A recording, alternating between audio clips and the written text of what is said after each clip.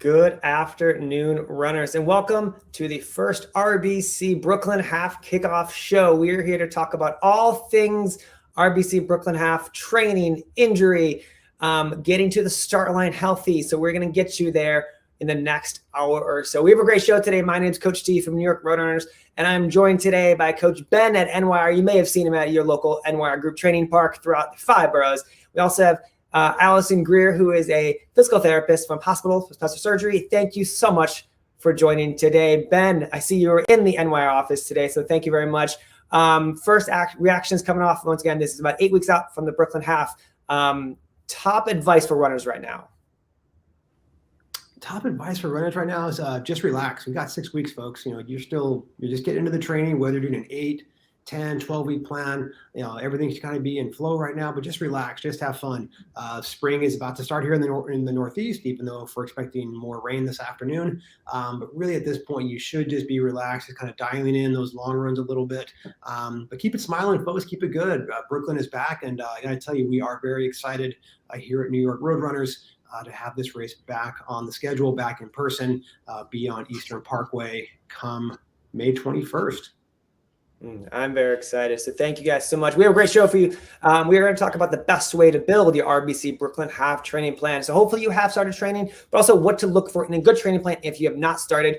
We're going to talk about, especially with Allison from HSS, how to get back into training after taking time off, and then staying healthy and increasing while you increase your training load. For a lot of runners, this is maybe their first half marathon. So we want you to get to the start line healthy and confident. There are certain ways you can do that to avoid injuries. And we're going to talk about all those and much more.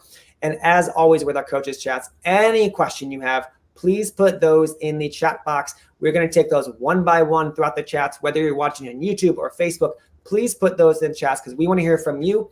Not only your questions, I also want to know where you are watching from. The cool thing about the Brooklyn Half is it is sometimes a local race. We do find a lot of local clubs out there, but there are a lot of people from out of country or out of state that are going to be running this race as well. So I want to know where you're watching from, and we're going to shout you guys out throughout the show. So let us know those questions. Let's dive right into our show. I'm going to jump to Ben, start this off. Ben, like I said, we're about 6-7 weeks out from the Brooklyn Half. So where should runners be in their training? Yeah, like I said at the top of the show, we're 8, you're 6 weeks out, so you have plenty of time to still go, and you probably have about 4 more weeks of really focused training before you hit that taper time somewhere around that first full weekend in May. But right now, it should all just be about focusing on the workout you have in front of you, taking it all in. Think about your race day game plan you have, especially your nutrition, which we'll touch on a little bit later on the show. Again, your long runs should be like a dress rehearsal for what you want to do on race day. So right now, you're just kind of like focusing on what you want to do. Get those runs in as best as you can. It's okay if you miss a run here or there. It's not the end of the world. But try to get in where you can, what you can. Always listening to yourself and doing what's best. I'm sure a lot of us are returning to the offices at this point after remote work for a very long time. So you may be having to adjust or adapt your sleep or work schedule to fit in your training, or maybe the other way around, maybe adjusting your training to fit into your work schedule after so many years of having a bit more free time at home, or maybe easier to get out the door if you are an evening runner, or even a morning runner for that matter. But right now, just try to get in what you can, where you can. Start thinking about your race day, how that may look like. And again, as Steve said, if you have any questions about that, let us know, and we'll try to answer as much as we can today. Yeah, Ben, so people look at the training programs and maybe look at the ones they're using now, or just trying to find a really good plan to get them success. Maybe in the latter part of the training, what makes up a good training plan? What should we look for in a training plan? They're all not created the same, and athletes aren't created the same. So how do we find a good one that suits our needs as an athlete? Yeah, it's really what you're looking for is a good balance. Sometimes people want to be more aggressive on plans than what you want. You have to kind of look at a plan of what works best for you. Are you a mileage-based runner? Do you want to have high mileage? Are you more by time? So when you look at the different plans, kind of figure out what works best. Realistically, most training plans are going to have 3 key days. You're going to have usually a interval or speed day, a tempo day, and then a long run day. But most importantly, you're going to have rest days. I think any training plan you have, whatever fits best for you, but try to take rest days. I'm a big proponent of days off, taking time to take care of yourself and rest. But look at what the training plan consists of, where it's going. Is it flexible? Can you move things around? Do you want to have contact with a coach? Sometimes the training plan, some people say, hey, just give me the roadmap. I will drive the car. Some coaches, some people, I need the roadmap, but I want to have my own Siri or my own Alexa to talk to throughout the process. So think about that. I mean, I know we have Coaching Lab by Run Coach is a fantastic tool and program out there. You will have contact with a coach at all times when you register or sign up for that. So again, you get the best of both worlds. You get that roadmap that you so desire. You do get the contact with the coach, as well as some cross-training tips. Coach Steve, myself, Coach Unique, and Coach Roberto have created in the last year or so some great cross-training and warm-up drills that you can view on those and the videos we have at Coaching Lab. So again, depending on how robust of a training plan you want or a device to help you get to the start line, just kind of look around out there, but ask some questions as well. We're happy to help you out with that. I love it. I want to jump to Allison. Thank you so much for joining us. Like I said before, a lot of runners, this is their first ever time completing a 13.1 mile run or in the race journey. How can they get to that start line, avoiding injuries, especially as the mileage gets higher, as the intensity gets higher? What's the best way to do that? Yes, thank you for having me. First, I just want to commend the runners for their commitment to this race and to their training program. This is a really exciting time. As Ben mentioned, now you're transitioning to this more focused time. And so this is a really important question. We know that there are lots of physical benefits to running, but there's also a risk of being injured. And if we look at the literature, about 60 to 70% of runners each year will sustain an injury. And so it's important that we do everything that we can to protect ourselves against those injuries, and that requires discipline and commitment to do so. So some important things to think about in order to best protect yourself, especially as we ramp up into this next phase of training, making sure you're getting enough sleep, thinking about your nutrition and your hydration. I thought Ben stated it really well. This is kind of a dress rehearsal for the actual race day. And these are things that we really pay attention to in the weeks and days leading up to a race, but we might not always focus on it as much throughout the course of our training. But it's really important that we're protecting our bodies in any way we can throughout the course of the training. So sleep, nutrition, hydration, making sure that your shoes are appropriate so they fit you well and they also haven't worn out. And then in terms of what we look at or think about as physical therapists, those are things that, what are the things that we can help our runners with in terms of preparing for their run? Maybe it's some soft tissue strategies, some muscle activation things right before they run. What are some things that we can help them do after their run so they recover more efficiently and effectively and they're ready for their next heavier day? Like Ben mentioned, there's usually 3 kind of heavier days throughout the week. So whether that's foam rolling to help facilitate recovery, whether that's some other specific exercises based on kind of the specific runner. So thinking about how to best prepare, how you can best prepare your body, and how you can also help your body recover. Now, there are, I think, a couple of things that help us do that as runners. One is adhering to a training plan, just like Ben described, finding one that works for you and adhering to that plan. And the other that we encourage our patients to do often is keep some sort of training log.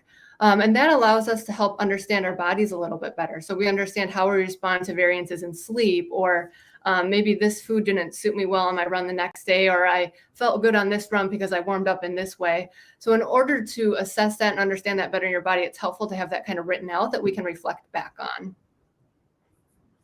Allison, you mentioned at the end there, training log. There's one thing I kind of want to go back to. As a coach, we use it so much. We advise our athletes so much to use training log.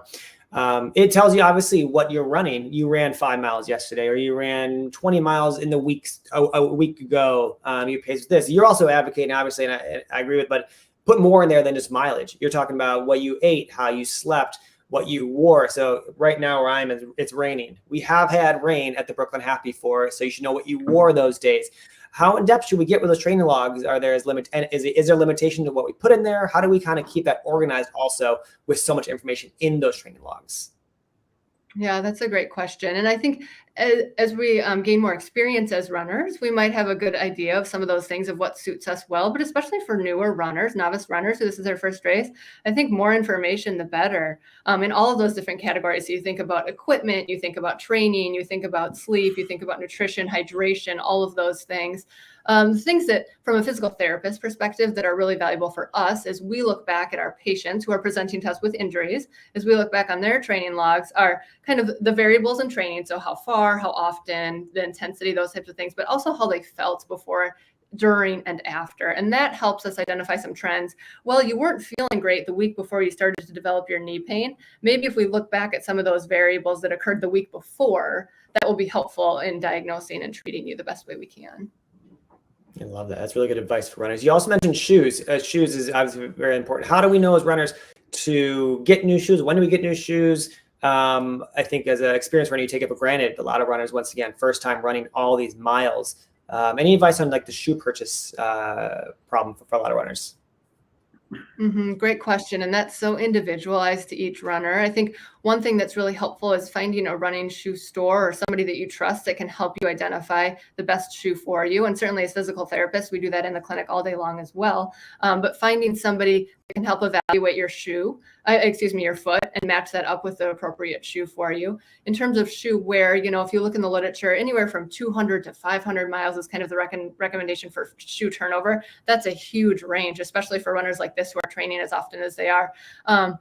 But I think looking at the bottom surface of your shoe, when you start to see some breakdown or some narrowing of the rubber sole on the bottom, that's an easy indication you're ready for new shoes. If you start to notice that your body just doesn't feel as good, kind of globally, so not one specific spot, but just my legs in general feel heavier, they feel more sore than they should. Again, if I'm looking back at my training run, I know I did this 5-mile run last week and I felt fine. I repeated the same 5-mile run this week and I don't feel as good. That might be another indication that you're ready for a changeover in shoes. That's really good advice. Yeah, take that to heart, guys. I'll throw that there with new runners. So, Allison, also injuries pop up a lot. You mentioned earlier, you see runners as their injury, look back on their training to kind of figure out where those injuries stem from. What do we do when we're injured? Maybe we take off a week, 2 weeks. I know this question is going to vary from person to person and injury to injury. How do we get back to our training plan? Do we start right we're at week 6? Do we just start now? Do we make up miles, start from scratch? What do we do as an overall theme for runners out there coming back from injury? Great question. And I think one of the most important things is to have a plan in place and not just jump right back in. And that's probably one of the common things that you'll hear from myself and Ben today is kind of focusing on the plan that works for you and adhering to that. But it's important to have a plan. And it's also important to understand that this period of time when we're ramping back into activity is one of the time periods when runners experience the most injuries, is when they ramp back up. So for that reason, we want to make sure we have a solid plan in place. And like you said, it's going to vary based on the individual, their training history, their point in their training, et cetera, in terms of our exact recommendations. But I think some general guidelines are kind of as follows. If the runner has missed days because of their injury, I think it's appropriate to kind of jump back in where they left off versus the runner who's missed weeks. If you've missed weeks because of your injury or because of an illness or whatever else it may be, I don't think it's appropriate to jump back in, and we need kind of a established ramp up period. And I think you could expect that the number of weeks that you miss is at minimum the number of weeks that you'll need for that ramp up period. So for example, if you miss 2 weeks because of an injury, you can expect to at least spend 2 weeks kind of ramping back up. And what does that ramp up look like? Well, there are many training variables, and I'm sure Ben will talk more about these too, but of most interest to us in terms of ramping our runners back up are the frequency, the intensity, and the volume. So for example, how many miles you're running per day or per week, that would be your volume. So we'll back that down for that same example for that 2-week interval. The intensity, so maybe we won't do speed work those first few weeks. We'll just focus on kind of reestablishing our base. So that's volume and intensity. And then the frequency, if we're used to running 5 days a week, maybe we start with 3 days a week that first week back and then bump it up to 4 days the next week. So something kind of systematic. And again, having a plan in place to adhere to, I think is really important. And that requires patience. It requires diligence from a runner standpoint, which is sometimes hard when you're feeling better. You're really eager to get back out there. And I think probably the most important point that I'll make on this question is that in order to resume running, it's important that we've addressed what has caused the injury. And that's something that as physical therapists, we do all day long. As movement experts, this is one area that we feel very confident in doing. So most running injuries are not traumatic. So in other words, you don't roll your ankle in a pothole, you catch your foot on a rock and fall. That happens, but by and large, the running injuries that we see are chronic overuse injuries. And that means that it's a compilation of all sorts of different things that have caused the injury. It's not one exclusive thing. And so our job as physical therapists is to identify all those contributing variables and make sure they're addressed and treated before the patient goes back to running, rather than saying, yeah, my Achilles pain has dissipated, I'm ready to go again. Because oftentimes that doesn't work out well, unfortunately, in the long run. I love that. That's a great answer, guys. This is why you go to a physical therapist at HSS to get those injuries diagnosed and treated properly. I love that. That was so much information. I just loved hearing it, and I could sit there all day listening to that because as someone who runs a lot, but also should rest more probably. It was very valuable. I want to go to shout outs and questions, guys. We'll hear you. We see you. We're listening to you. We have Mark saying, watching from the Upper East Side. Started running last year, and this is my very first half marathon. Mark, this show is for you, so thank you so much for watching. We have Aaron saying, also on the Upper East Side, and this is my first half marathon. So Aaron, thank you so much for joining. We have Van watching from Bed-Stuy. We have Mary from New Haven, and Trevor watching from Barbados. So all over people watching the show from. Let's jump to questions. We have Belissa. Let's pull up the question. Belissa says, I am running the women's half marathon this weekend. I am also running the Brooklyn Half. What should my training plan look like between these two? I kind of think both of you can provide some valuable information. Let's go to Ben first. Ben, how should a training look like before this? And then maybe Allison, we talk about recovery and also just paying attention to the body in between those few weeks there. So Ben, what do you say? Yeah, Bliss is a great question. And we have a lot of runners that are doing a similar have a similar thing here. And the great thing is a little bit more space between these two races than in years past. But the rule of thumb is always, if you plan on racing, and you're doing the women's half this week in the Shape Women's Half, is you want to have recovery of 1 day per mile raced. So for half marathon, it's 13.1 miles. Just call it 2 weeks for easy math. But there should be a recovery period after. If you are truly racing the Shape Women's Half this weekend in Central Park, that's going to be a tough 2 loops. You want to give yourself 2 weeks of recovery before you ramp back up. And Allison touched on that earlier, like that ramp up. Kind of like when you come off an injury, when you come off of a race, you need to give your body time to recover and regenerate. You actually will make gains during that period. Where if you race on Sunday and you step back into your training plan on Tuesday, that's a recipe for fatigue, for burnout, and hopefully not an injury. But I'd recommend taking a week to 2 weeks to kind of let your body, like that first week after, really reduce your volume, take a few extra days. Even if it's like the whole week you're not running, you'll know. I mean, you'll put your shoes on, you'll go out for a run. Your quads may hurt, your glutes may hurt. You may just be tired and fatigued because you just ran a half marathon. And obviously, if you're looking at the RBC Brooklyn Half on May 21st, again, you want to be able to have recovered and be ready to go again. So you're going to be the key, really, from my standpoint as a coach, is to dial it back after that race, give yourself time to recover. That way, when you do get back to your training, you can get back into that in a safe way to get some quality miles in before the RBC Brooklyn Half in May. But yeah, to take it easy, and more importantly, have fun this weekend. The weather looks great, and it should be a great day out there. I love that. Great advice, Ben. Allison, anything you're in from physical therapist, recovery, or getting back out there after those 2 weeks that Ben mentioned? Yeah, Ben had some great comments. I think that rest period is so important to help recover and prepare for the next race. And what we always talk about in physical therapy is a period of active rest or relative rest. So that doesn't mean, you're just sitting and kind of waiting for your body to recover, but you're kind of taking the initiative to help it recover. So things like icing if you have a sore spot, foam rolling to help your muscles recover, doing some kind of lower level strengthening things just to keep that piece of it up, and maybe some walking or some biking or some swimming to keep up your cardio a little bit so that when you do jump back into the running, your body is well prepared for that. I love it. Great advice, guys, both of you. We have a question. Ben, this is for you. Van asked a question. What should the distance range for long runs be at this point in your training? Ben, you talked about that a little bit. Maybe kind of talk about on average, where I know every runner and athlete is different. Where should we be on average with our training right now? Yeah, again, man, it's a great question. Depending on where the length of your training, when did you start? Are you coming off of a training plan already, where you have a physical base kind of built up? The long run at this point could be anywhere between 5 or 8 miles, give or take. Again, very different.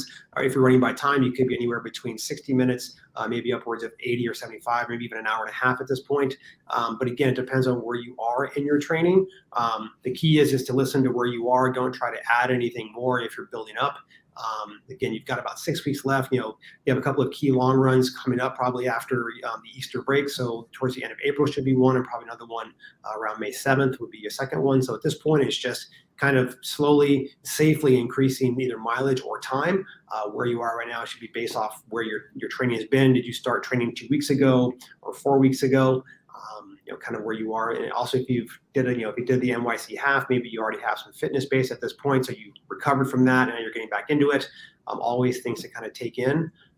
But man, I think at this point, somewhere between 5 and 8 should be very safe, depending again on what kind of intensity you're going for.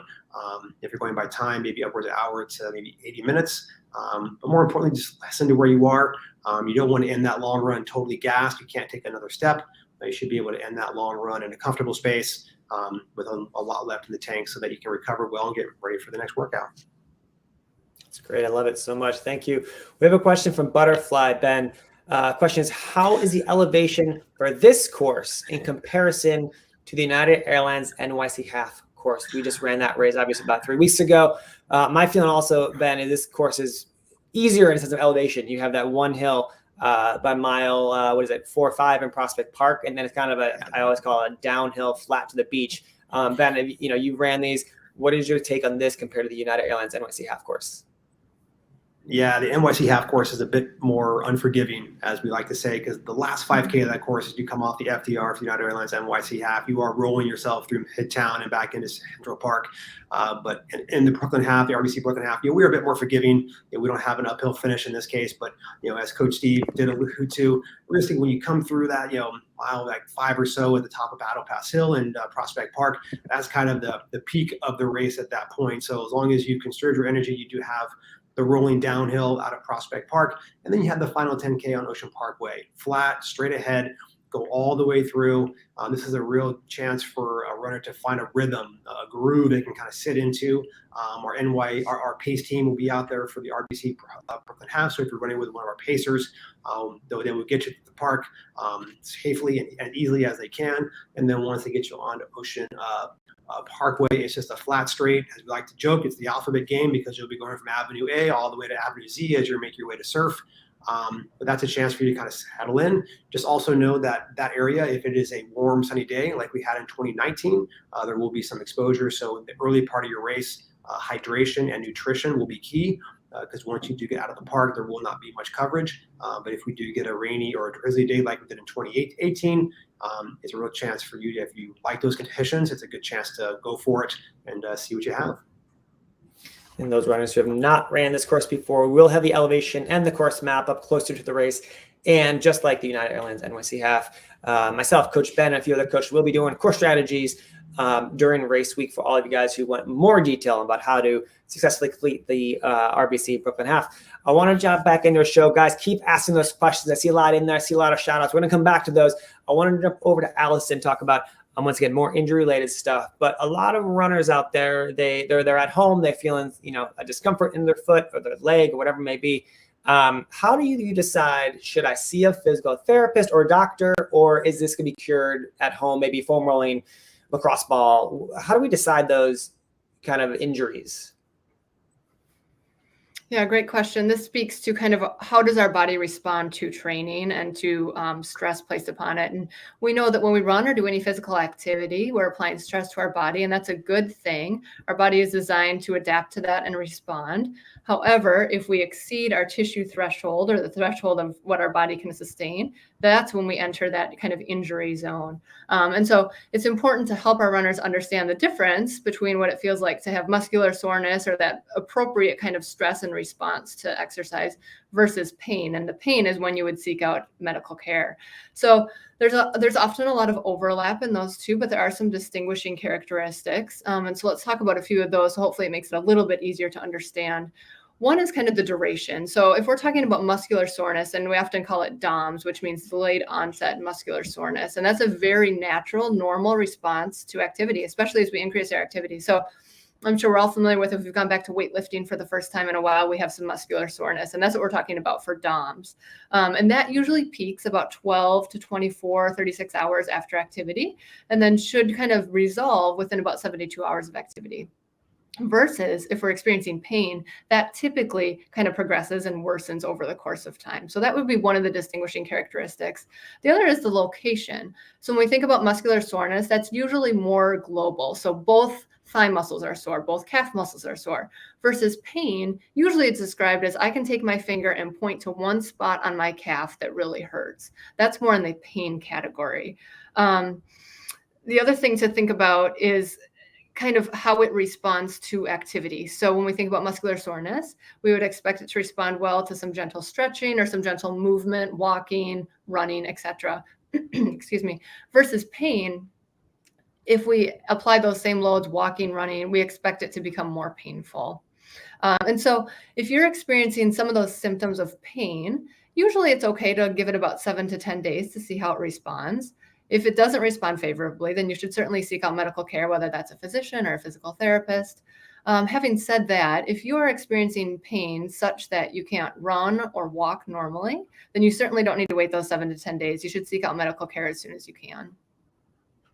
That's great. Really good advice. I think you kind of summed it up. I think really good there. Like if you can't walk or run without pain, like shooting pain, that's to see someone that's like kind of they go into that person right away. And I'm assuming, HSS is great at this, getting people back faster so you can get back to your training plan faster. The care you guys do gets them out there on the road as quick as they can, because those runners really want to start the training again, but also it's put the brakes on. We need to get you healthy before you get to the start line. And you mentioned that kind of earlier about getting through that injury fully and not coming back and overusing that Achilles again or something like that, which is really good advice. So I love that so much.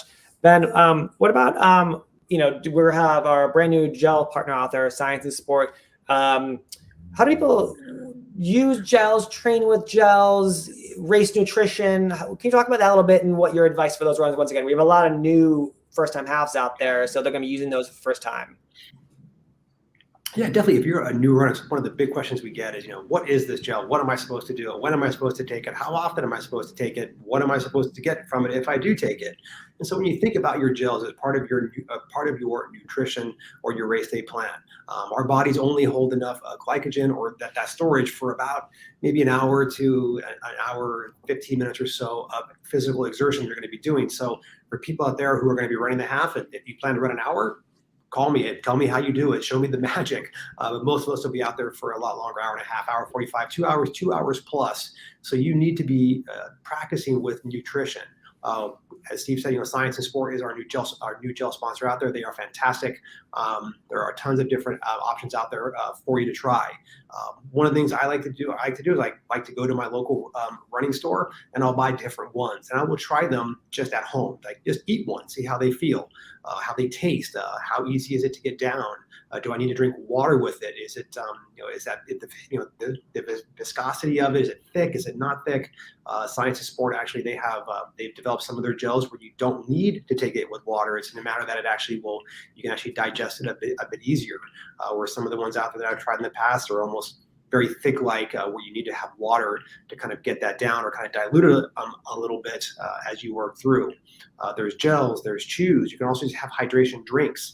Some people say, I can't eat anything. It's weird. It doesn't taste very good. I have a gag reflex of some kind.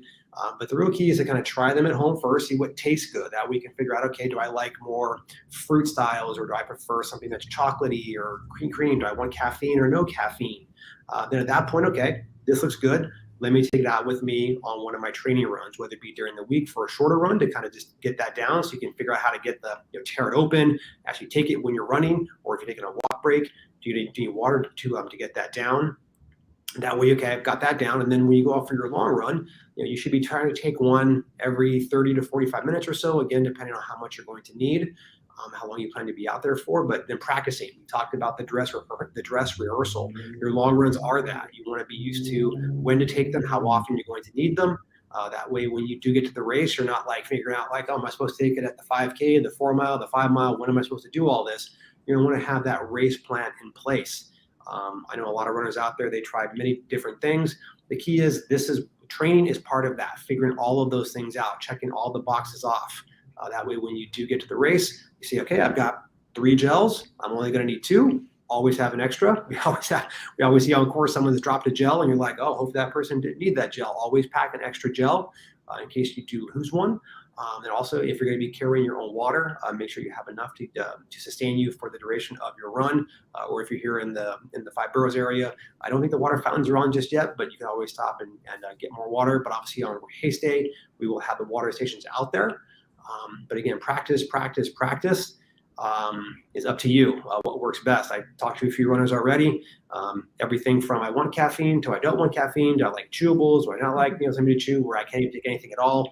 Or I like the syrup packets. I thought that was kind of interesting. People get the syrup packets and they like those. So find what works best, test it out. And the key is when you get to those key long runs, that's where you put it into play, see how it goes, because that's how you figure all of the little nuances of the race. That way, when you show up on race day, hopefully you have it ready to go and you can execute exactly what you want because your training's got you to the start line. You're healthy. Allison may be giving you all the tips on how to keep yourself in point to get there. Your coaches and your training plans have prepared you for it, and you've got your nutrition plan, and then off you go. I love it. Great answer, guys. Thank you all for watching the show. We have a few more questions coming in from runners. For those just joining us, feel free to put any training question you have in the chat. We're going to take them one by one. So if you're running the RBC Brooklyn Half, please put some questions. I want to jump this question from Lewis. This from earlier. Lewis, we're just getting it now. Lewis says, I just ran the United Airlines NYC Half, took a week off, and started an 8-week program.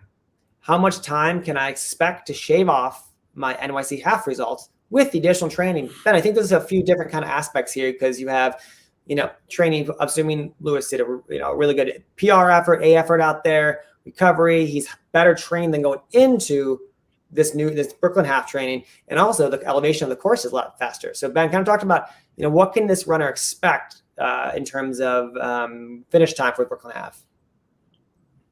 Yeah, I think Steve, hit all the key points there. From a fitness perspective, you've given yourself a chance to recover coming off United Airlines NYC Half. That's going to be key because you will make gains there. Then going back into a training cycle, granted, it's, you have another eight weeks. You may see some small gains even in your training. Things may feel a little bit different. Depending on where you're training, maybe the weather is beginning to change. Maybe you're a better cold weather runner than a warm weather runner. So always things to take into consideration as you look at how can I improve from race to race. I think the real key on this course is the course itself. The RBC Brooklyn Half course is more favorable in terms of getting that speed because, like we talked about earlier, when you come out of Prospect Park, you just have a 10K of flat, straight running to go for. So it's a real chance to get a rhythm. If you're feeling good that day and everything's working well with your hydration and your nutrition plan, all those things will begin to click, and then you can just turn the legs over. You don't have to worry about any hills at the final 5K or getting up to the final hill or the finish line on a hill.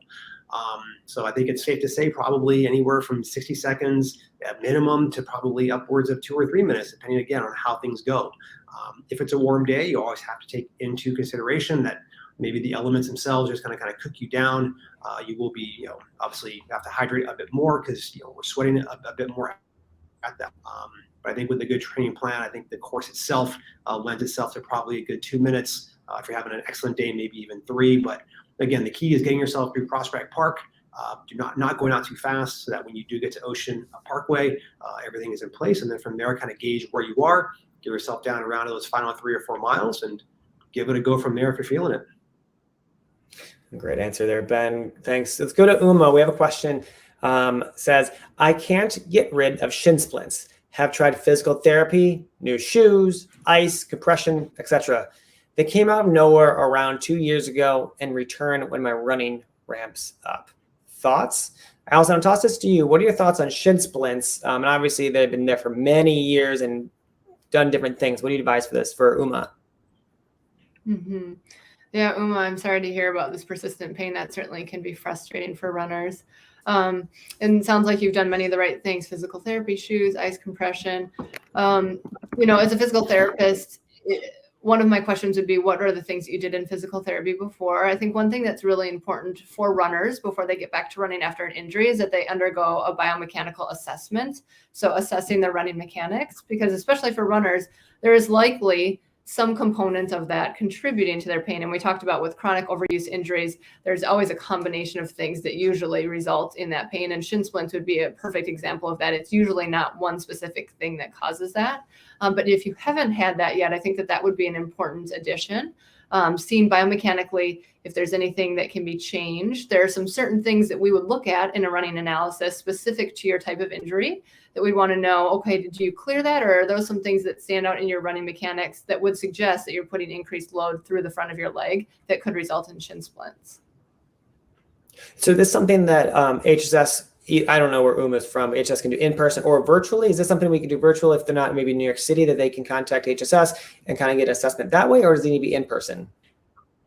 Ideally, it would be in person. And yep, we would do that in the clinic. And we try to capture views from both sides, from the front and the back. We have the runner on the treadmill for a few minutes, and then we kind of dissect that, slow it down, and work through it together. And what's really ideal is if we can match what we're seeing on the treadmill, so anything biomechanically that we're seeing on the treadmill, with their physical examination. So for example, let's say they have tight hip flexors on their physical examination, and then we see that they don't get enough hip extension when they run. Well, those two things correlate. And so that would be something that we would want to address with physical therapy. Love this. Uma, hopefully if you're in New York City, you can swing by HSS and they can help you out. Ask for Allison because she knows how to take care of that. We have a question from Melinda. Let's jump to you, Ben. I have another half marathon a week before the RBC Brooklyn Half. Coach Ben, back-to-back half marathons a week before. What do we want to advise Melinda here for these races? Yeah, because they're so close, Melinda, I would say pick one as a goal. If one of these is your goal, pick it. With only a week between them, if Brooklyn is your goal race, take the other half marathon seriously easy. Keep it very light. That's going to be 13 miles a week before a race. That's, I want to say advisable as a coach. You should be in a taper at that point. If the race before Brooklyn is your goal race, then go for it. Have a good time, and then use Brooklyn Half as a victory lap, as we like to say sometimes. But with that week off, just be very mindful of the wear and tear on the body, because if you plan to race both of them, I wouldn't recommend it. But runners are runners. We don't always listen to our best advice or our best tips some days. But yeah, just be very mindful of that there will be some overwork there. And then in the week between the two, as Allison already touched on before, active recovery will be key. Keep it easy, but foam rolling, swimming, something very low impact would be key in this case to give yourself time to recover, because just 13.1 miles back to back, depending again on where your physical, where your current fitness level may be right now, or what your body is used to, will be key factors here. Because if you're a seasoned runner, maybe used to that, that's one thing. If you're new to running, just be very aware that back-to-back half marathons, it does put a lot of pressure on the body. So I pick one over the other if you plan to go for a goal race. If the latter is your goal race, just take that first week as very easy as you can and do some good active recovery in between the two. That way you get to the start of the RBC Brooklyn Half, hopefully feeling as fresh as possible. Love it. We have a next question from the best name of today's chat. I Run Things asks the question, do the pacers keep the same pace throughout, or will they factor in the hills at the beginning? So Ben and I are actually both pacing for the RBC Brooklyn Half Marathon. I can speak for kind of overall pacers, but every pacer is different out there. So our 120 pacers is going to approach the race slightly different than our 3-hour pacer. But on average, most NYRR pacers will run even efforts throughout the first part of the course. So you have those, as you said, the big hill, Battle Pass Hill in Brooklyn. I'm pacing 2-hour groups, so my group's not going to be doing a 9:09 up that hill. We might be a little slower, 9:30s or so, because we also have the downhill on the other side of the hill. So we'll be doing maybe 8:45 down that hill. But those first parts are also very crowded. It takes a while to kind of weave around people. You have a lot of hairpin turns at the beginning. So we do take most pacers will take the first part slightly easier, because you do have a lot of time. As I said before, it's a downhill course to the beach at the end, about 10K of just nothing ahead of you. You do have time to gradually make up time that you missed early on. But as always, we do have our pre-party this race, so come by there. You can talk to your pacers. You can also talk to them in their corrals. We try to get the pacers to those corrals as they open, so you can find your pacer out there and you can talk about their race strategy, because they're all human. They all run differently. Their goal is to get to that finish line slightly ahead of whatever that sign says, because no one wants to run a half in 2 hours. You want to break 2 hours. So their goal is to get to about 30 seconds under that goal time. And they all are the best pacers in New York City, which means they're the best pacers in the world. So stay with them. They'll get you there to that finish line on time. We will have a list of what corrals they are in closer to the race as well. We just had a question come in. Haven't ready yet. We have a question from Van. Van says, is the running mechanic elevation typically covered by insurance? Any budget-friendly alternatives? Not sure, Ben. Are you familiar with the assessment question? I'm guessing it's the assessment question. Probably Allison asked me earlier about like the biomechanic assessments. I'm covered by insurance. I don't know the exact question, but yeah. Yes. So if you come into physical therapy, and there are a few different ways that one can do that, specifically in the state of New York. So the state of New York allows what we call direct access, which means patients can come directly to physical therapists. Now you'll need to check with your insurance provider to make sure that's covered, but the state itself allows it. And you can check if you're not within the state of New York. You can certainly check on the American Physical Therapy Association website called choosept.com. That's a consumer-focused website that provides lots of good information about that, as well as if you're not local, you can find a therapist that specializes in sports physical therapy, which is a runner is who you would want to work with. You can find that on the website. So you can either come direct access or with a physician's script. So you see a physician, they diagnose your injury, and then they send you for physical therapy. As long as you have those things, they should be your visit should be covered by insurance. Now, there's going to be a lot of variability in copays and things like that and how much you're responsible for, but that would typically be covered under insurance. If you're doing it without an injury, then typically insurance would not cover that, and it would be a just cash-based service. We offer both of them here at HSS, but there would be different price points based on those things. Thank you for taking that. I was very confused on the question. I thought I was going on like race insurance for a second. So I'm glad both of you guys understood it now. It's just a different world. Thank you guys, Allison, for joining us today and providing all the special tips and injury-related conversation to the runners. I know it helped them, especially those new runners who might be experiencing some discomfort or pain as they train up and ramp those miles for the first race. And Coach Ben, always a pleasure. And thank you for providing those great insights on the RBC Brooklyn Half Marathon. Guys, we'll be back later in your training for 2 weeks out from the RBC Brooklyn Half race. So stay tuned, get those miles in, stay safe, and we'll see you next time. Thanks so much.